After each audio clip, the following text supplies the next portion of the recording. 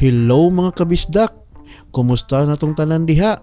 Ug kahibalo mo, naabot na jud diri sa amo ang lugar ang bag-ong modelo karon sa Kawasaki nga usa ka fuel injected scooter.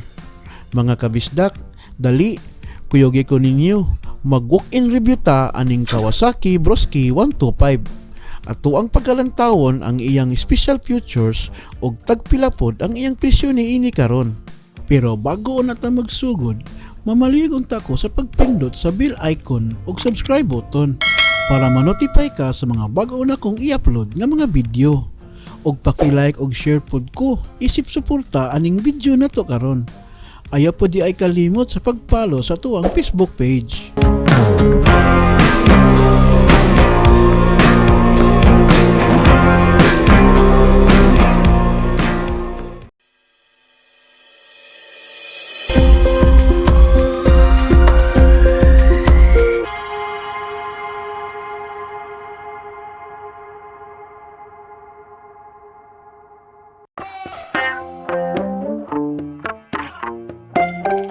Kumusta mga kabisdak? Welcome to Mindanao. Og labi na di ay diri sa amuang lungsod sa Aurora, Zamboanga del Sur. Og di ako karon sa Transcycle Aurora branch. Diin diri na to makita karon ang maong bag-ong modelo sa Kawasaki nga mao ang Broski 125. Og by the way, hapit ko malimot da. Shout out di ay nako ang ilang branch manager nga mao si Sir Chris Jordan Butuhan or Boss George in short. Ug sa tanang staff diri sa ilang branch, shout out di ay ninyo. Wow, di ara mga kabisdak. Mao ni ang Kawasaki Broski 125 2024 model. Tinuod lang sa kuang hanis reaction. Kapikat version siya sa Honda Click version 1. Ambot nga nokha ni si Kawasaki karon ning apil-apil naman sa mga kapikat model. Abi nako ang mga China brand ra maoy kusog mangupya. Comment down below na lang og unsa pod ang inyong reaksyon ni ining maong modelo. Arita magsugod sa front view niya. Makita jud nato nga halos same ra jud ang dagway sa Honda Click version 1. Pero kabantay mo ani nga part, kani wala ni nila suna ug wala jud ni sa Honda Click version 1. Apan gikan sa front fender hangtod sa ulo, same ra jud sa Honda Click version 1. Ug ang headlight ani LED na pod. Hasta ang ignition switch same gihapon sa Honda Click version 1 ug naa gihapon siya seat opener.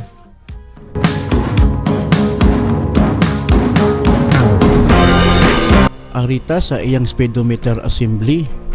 Makita sad nato no, same design gyapon siya sa Honda Click version 1. Ang nakalahi lang ani kay naay nakatatak nga logo sa Modinas.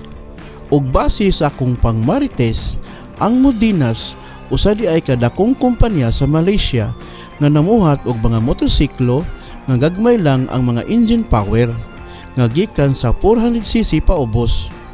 Ug usa ang Kawasaki ang nahimong business partner niini. Sa laktod nga pagkastorya, mao ni ang Malaysian made ug Malaysian model version sa Kawasaki sa ilang mga scooter category. Ari sa iyang likod no, makita gihapon nato nga wala ra gihapoy kalainan sa Honda Click version 1, labi na sa iyang taillight. Pero wala pod ta kahibalo o unsa pod ang iyang siga sa taillight niini. Saon, bago pa manggunding naabot jud. So mo request pa ta nga magpa-install ani sa battery. Unya, maikog na pod ta sa management. Pero kabantay mo, ang iyang tapaludo medyo lapad na o di na pareha sa Honda Click version 1. Pero ang nakanindot ani niya kay naa na siya cellphone charger kumpara sa Honda Click version 1 nga wala pa'y cellphone charger. Medyo dili na siya nakapuntos. So ayos gihapon. At least wala gihapon siya na behind sa uso. Og nindot yun ni siya sa mga delivery rider, di ba?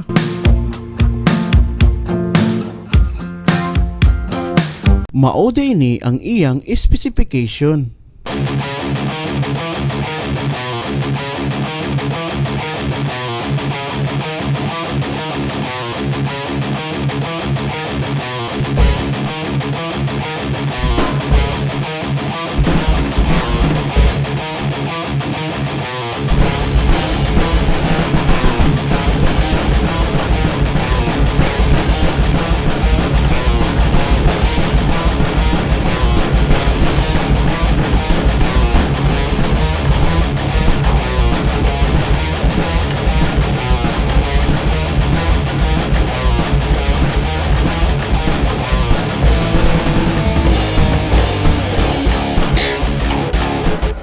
Mauday ni ang iyang SRP price ug monthly payment.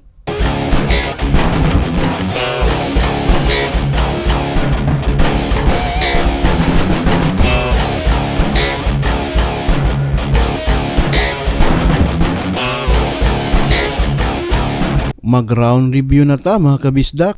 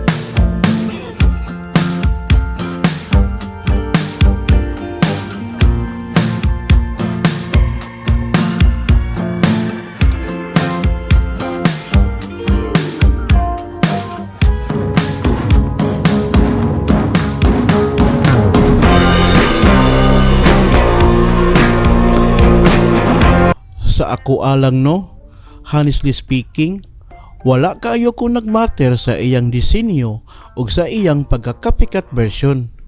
Kay balo man jud ta, sukad pa sa una, basta Japanese brand, garantisado jud na og lig-on og mga kalidad. Labi na binuhat kini sa Kawasaki. Maskin man gani ang uban nato karon nga nagamit lang og mga China brand, nasatisfied man gani sa kalidad ni ini. Og wala na sa branda ugon, naa na sa pag-amping, paggamit, og labi na ang maayong pagmintina ni ini, di ba? Sa ako ang opinion, wala ko'y nakita nga bati nga mga futures aning Kawasaki Brusky 125. Gani, goods kaayo kini og haom kini sa teknolohiya sa FI nga mga sakyanan. So for me, the best model jud ni.